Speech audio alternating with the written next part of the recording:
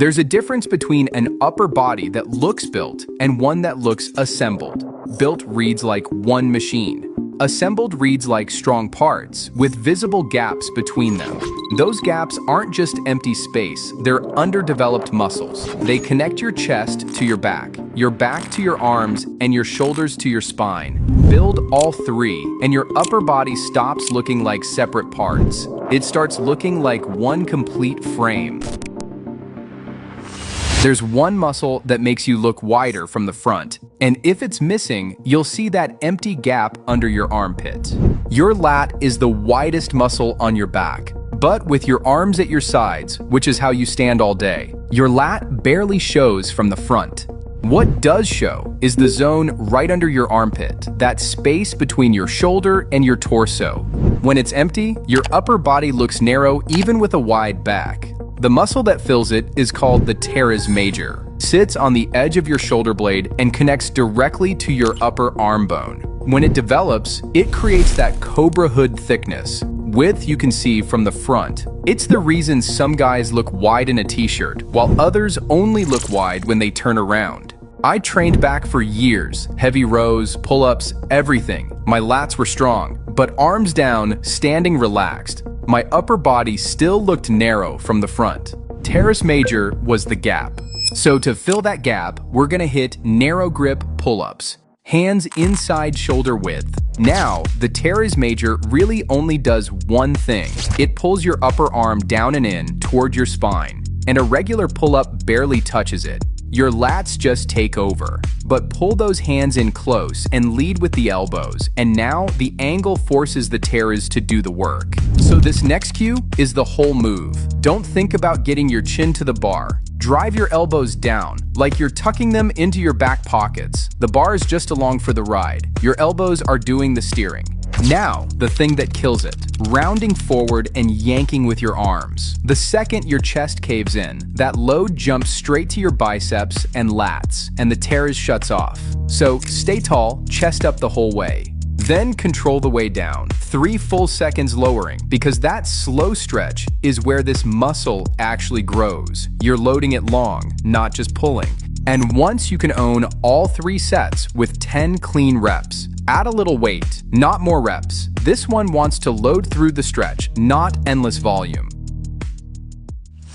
A dense upper back is the first thing people read through a dress shirt. Not the traps everyone trains up top, but the muscle underneath that pulls the shoulder blades down. Your upper traps pull the shoulder blades up. Your lower traps pull them down and back, opposite jobs.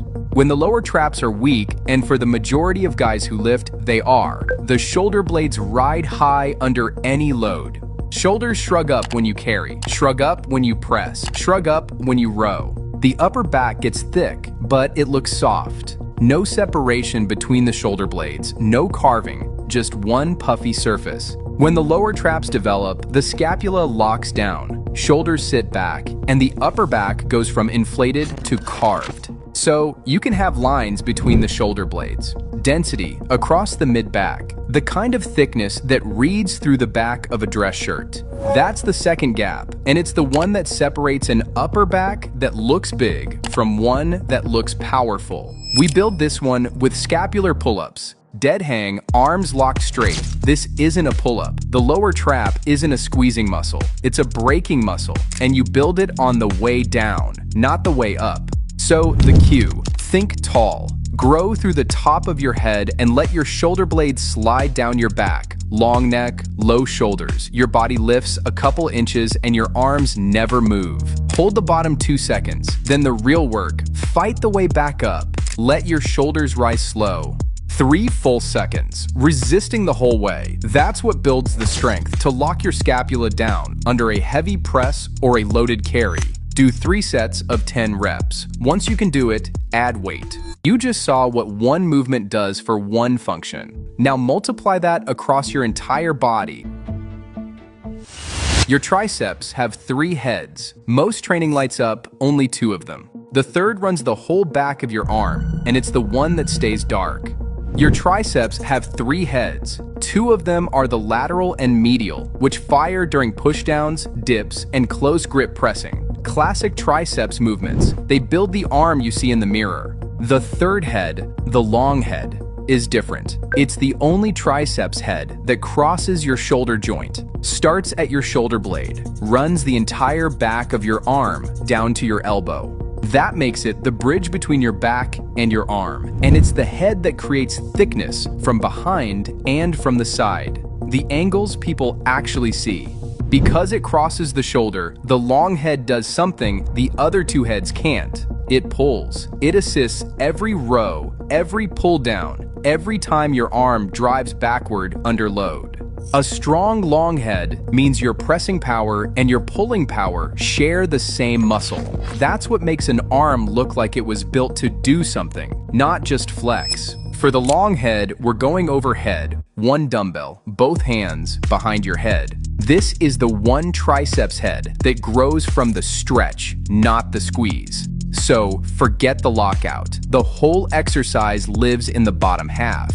Elbows pinned in, pointed at the ceiling. That's what keeps the tension on the long head. Lower the dumbbell slow, 3 seconds until you feel a deep pull down the back of your arm. Then pause. 1 full second in that stretch. Drive up halfway, then right back down.